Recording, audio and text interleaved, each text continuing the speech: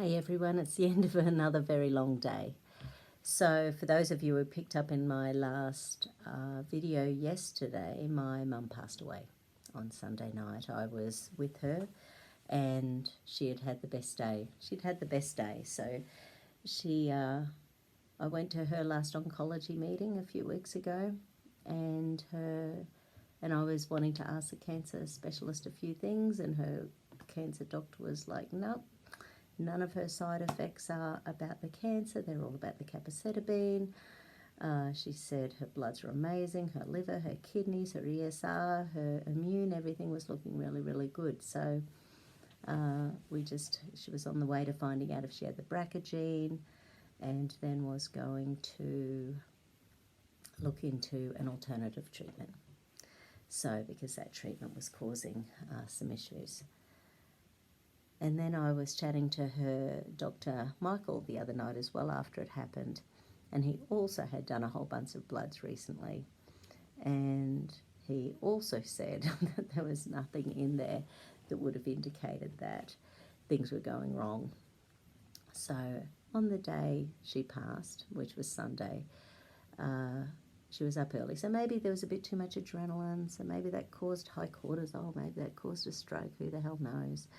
But that morning they were up early, her and Doug, and they were in Brisbane by 8:30 in the morning, and she was in a speech competition Australia-wide and she came second.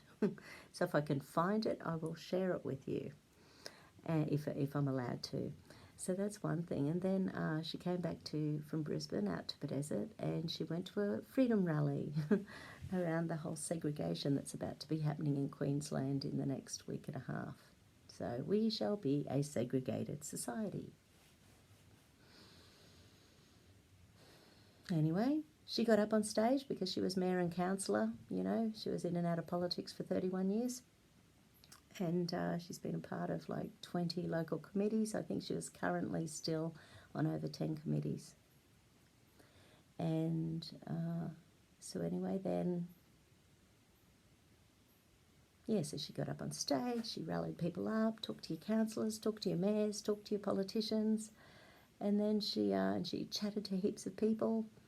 And then her and Doug went out to their favourite restaurant, they had a carafe of wine, they had some fun, came home, and she was feeling a bit tired. I was chatting to her. He said, oh, Don, I think she's a bit, weak, maybe you should come out. So I drove out to Bedesert, so about an hour's drive, and I found her, and I think, anyway, I did CPR for 15 minutes, and we called the ambos, and they tried for another half hour. So that's sort of where things are at. Anyway, we'll do a thing around grief.